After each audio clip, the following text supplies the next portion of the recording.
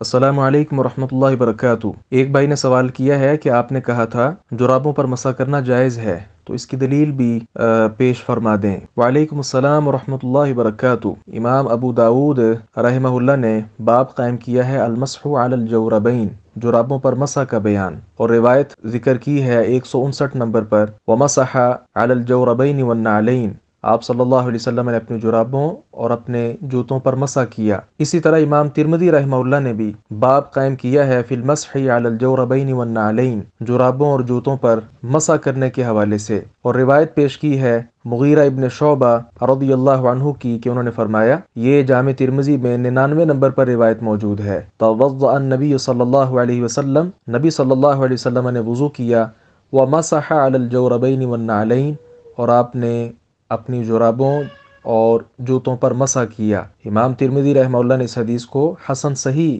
قرار دیا ہے۔ اسی طرح شیخ البانی رحمہ اللہ نے بھی اس روایت کو صحیح قرار دیا۔ امام نسائی نے بھی باب قائم کیا المسح علی الجوربین والنعلین، اور اس میں بھی مغیرہ ابن شعبہ رضی اللہ عنہ کی یہی روایت انہوں نے بسند صحیح پیش کی ہے۔ اسی طرح سنن ابن ماجہ میں بھی باب ما جاء فی المسح علی الجوربین والنعلین، انہوں نے باب قائم کیا، اور یہی مغیرہ ابن شعبہ رضی اللہ عنہ والی روایت کہ ان رسول اللہ صلی اللہ علیہ وسلم توضأ ومسح علی الجوربین والنعلین بسند صحیح انہوں نے پیش کی ہے۔ اور دوسری جگہ ابن ماجہ میں یہ روایت ابو موسیٰ الاشعری رضی اللہ عنہ سے بیان ہوئی ہے، اور بھی اس کے کئی حوالہ جات موجود ہیں۔